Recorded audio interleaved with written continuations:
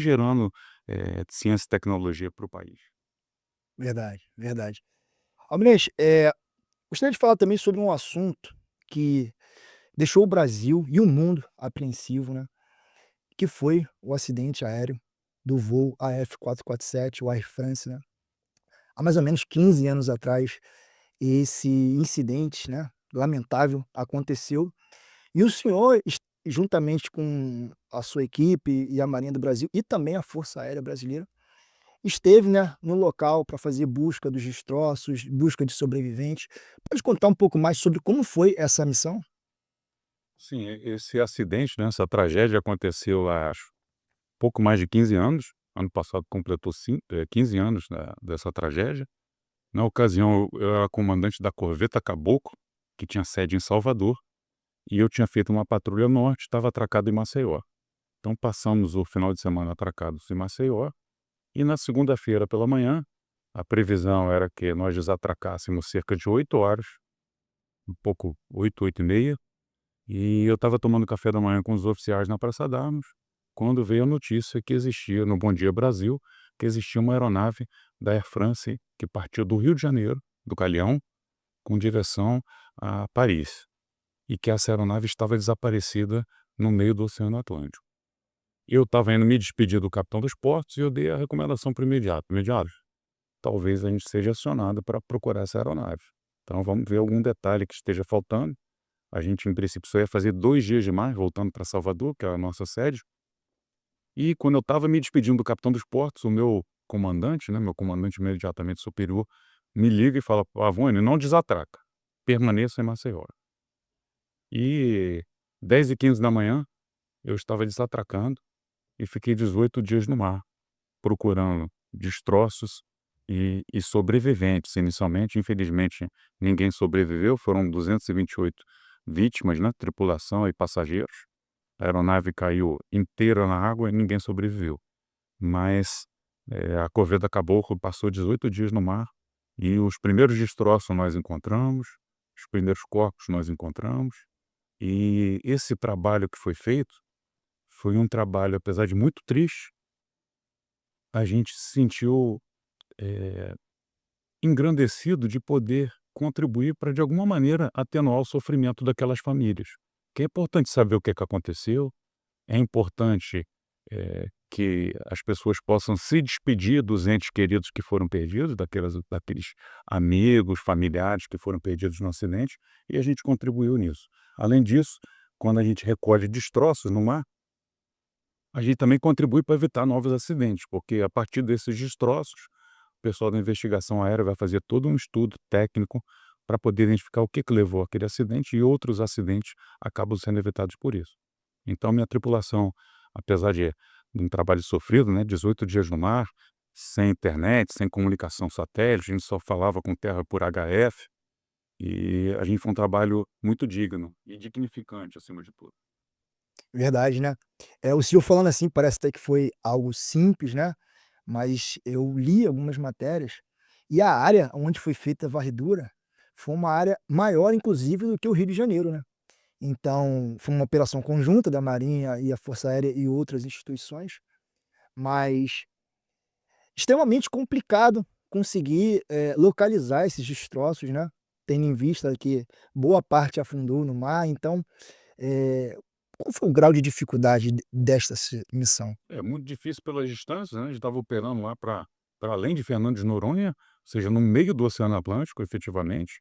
A gente não tinha exatamente o ponto de queda da aeronave, a gente tinha algo estimado.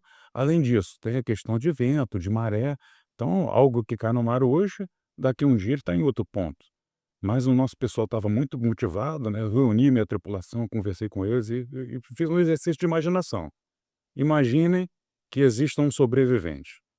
E imagina que fossem vocês esses sobreviventes. Essas pessoas poderiam estar no mar, machucados, com fome, com sede, com medo. Imagina passar uma noite boiando no mar.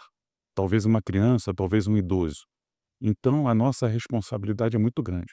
Então, se nós navegarmos perto de alguém, perto de um destroço, a gente tem a obrigação de prestar esse auxílio. Eu diminuí alguns serviços que tinham no navio, e reforcei o serviço de vigilância. Então o vigia, né, é um serviço que o militar fica no convés mais alto do navio com um binóculo, fazendo busca visual. Normalmente é um militar só, nós colocamos 4. Então eu dividi em 4 setores, cada um cuidava ali de um quadrante, né, ficava buscando isso, e com isso a gente reforçou. Aí o navio começou a encontrar garrafinha plástica azul boiando no mar. Os vigias começaram a identificar isso. Daqui a pouco a gente achou uma garrafinha plástica que tinha um papel dentro. O vigia, tão motivado por essa sede, por essa vontade de auxiliar, de prestar um apoio, de fazer a diferença, ele falou assim: "Existe um bilhete de um sobrevivente dentro da garrafa". Vê que a imaginação leva, né, quando o pessoal está motivado. E realmente tinha um papel dentro da garrafa, mas era um papel de um antiácido. Não necessariamente aquela garrafa era da aeronave. Uhum. Mas eu falei: "Se a gente passar perto, quando eu vi que a tripulação estava motivada, a gente vai encontrar". E quem fez a primeira observação visual de um destroço da aeronave, nem estava de serviço na hora.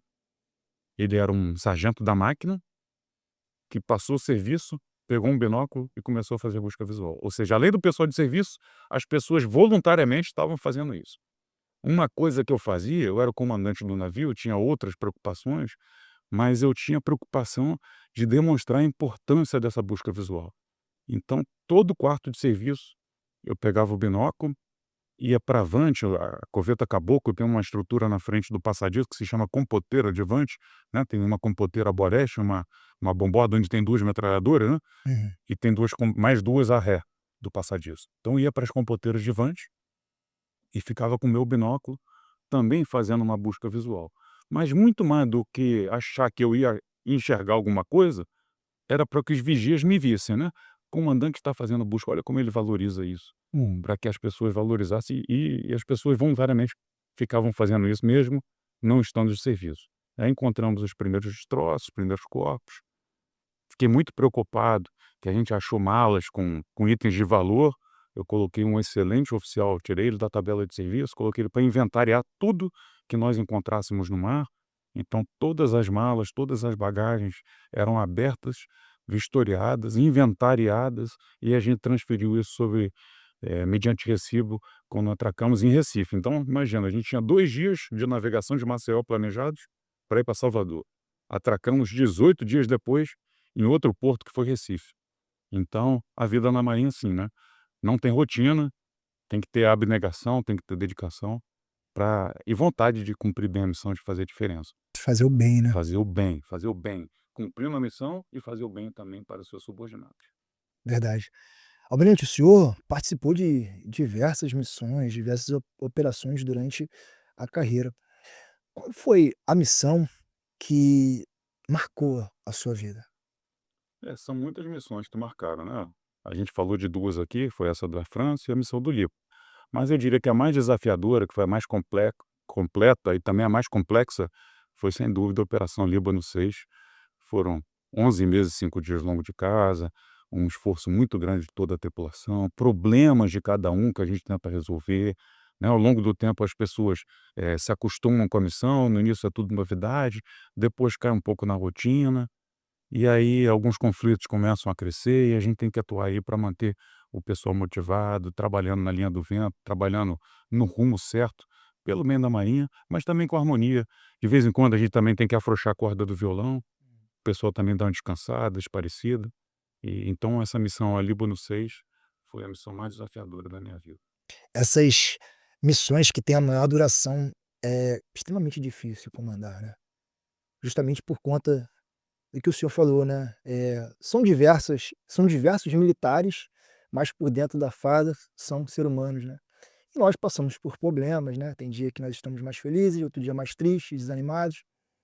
E eu acredito que o comandante, né, a quem está na chefia na liderança daquela missão, ele tem que ficar ali atento ao cumprimento da missão, mas também atento a todos os militares que ali estão, não é isso? A gente tem que estar acompanhando tudo, né? O comandante que tudo delega vira náufrago. Então o comandante ele tem que ter um olhar estratégico, ele tem que olhar além do horizonte, ele tem que enxergar mais. Mas se ele também não cuidar daquilo que coloca o seu navio em risco, ele vira náufrago, né. Então o comandante numa situação de risco, numa navegação arriscada, ele vai para a manobra, ele está presente, ele olha efetivamente aquilo que coloca o seu navio em risco. E se ele não olhar para cada indivíduo, para cada componente da sua tripulação, ele está colocando o seu navio em risco. Eu aprendi muito com um ex-comandante, ele dizia que o segredo do sucesso, e ele tinha recebido o navio na Inglaterra, tinha morado na Inglaterra por alguns anos, ele dizia que o segredo do sucesso é o think in advance e double check. Think in advance é pensar antecipadamente, ou seja, se planeje. O que que eu vou fazer? O que que vai ser necessário? Né, imagina só, os fuzileiros vão para um lugar e não estão levando a logística, a alimentação, a saúde, como é que eles vão virar um problema? Então tem que pensar, tem que planejar com os problemas futuros. Então pensar antecipadamente. E double check, né, checar as coisas mais de uma vez. Então perceba que a primeira frase ela tem um tom mais no nível estratégico, pensar antecipadamente e verificar as coisas 2 vezes, né, mais de uma vez, é um nível mais operacional, tático, né. Que passar a inspeção, estar presente, o comandante ele precisa ver e precisa ser visto. O comandante que não é visto também é muito ruim. O comandante que não enxerga, que não conversa com a sua tripulação, ele às vezes perde a oportunidade de melhorar, perde a oportunidade de identificar um problema que ele pode solucionar, de atuar antecipadamente. Então é importante isso, né. Você falou que comandar é difícil. Eu acho que não, tá. Eu não gostaria, eu não empregaria dessa maneira, mas é desafiador. Comandar é muito desafiador. Difícil não, porque se a Marinha me oferecesse um comando de navio, eu aceitava agora, né, porque é muito engrandecedor, muito mais do que ser desafiador, é engrandecedor poder fazer a diferença para o bem na vida dos seus subordinados. E fazer a diferença para o bem, a missão tem que ser cumprida, sempre. Verdade. Ó, você que nos assiste, anota esse insight aí, pega esse código. Eh, eu costumo fazer sempre uma coligação da vida militar com a vida empresarial e também com a vida familiar, né. Eu acho que é muito simples a gente conectar os pontos. O senhor hoje é diretor de uma OM de extrema importância para a Marinha, mas existem pessoas que são empresários, que estão à frente, né, são CEOs de equipe, são pessoas que estão à frente liderando equipes, né. E muitas vezes esses pensamentos são o que faz a diferença. Então a questão de se planejar e de checar, né, isso a gente pode traduzir para tudo na vida, pô. A gente planeja uma viagem, né, com a família, algo mais simples, vamos dizer, mas a gente tem que checar, ó, pegou a mala, pô, fez isso, fez aquilo outro, pegou as passagens, Equilibrado. está né. Então, isso é muito importante. Você que está aí, anota esse código e aproveita também, já se inscreve no canal, caso ainda não seja inscrito. Almirante, tem gente que assiste aqui o programa e não está se inscrevendo. Então, vou pedir aí para os senhores se inscreverem, certo? Inclusive, falando de inscrição no canal, vamos falar sobre a área de comunicação. Se inscrevam no canal e sigam também os perfis da Marinha, né. A Marinha está presente nas mídias sociais. Nós temos nosso perfil que é @marinhaoficial e estamos presentes no TikTok, né, para justamente chegar perto do público mais jovem. Desde dezembro do ano passado, a gente abriu um canal no TikTok e o Vem Pra Marinha Oficial, que nós já falamos, que também estamos presentes em todas as mídias. Além disso, a gente está presente no canal do WhatsApp, que é um canal oficial da Marinha no WhatsApp. Então busquem lá no canal do WhatsApp Marinha do Brasil e vão ter acesso a muitas informações, muitos vídeos, muitas coisas que a Marinha faz pelo bem do Brasil, de todos os brasileiros, todos os dias. Era justamente sobre isso que eu ia falar. Hoje, a Marinha está presente em praticamente todas as plataformas, não é isso? Sim, a gente tem feito um esforço muito grande em em levar a nossa mensagem para a sociedade, que não adianta nada a gente falar bem da gente para a gente mesmo, a gente falar daquilo que a gente já sabe. É o que eu chamo de pregar para convertido.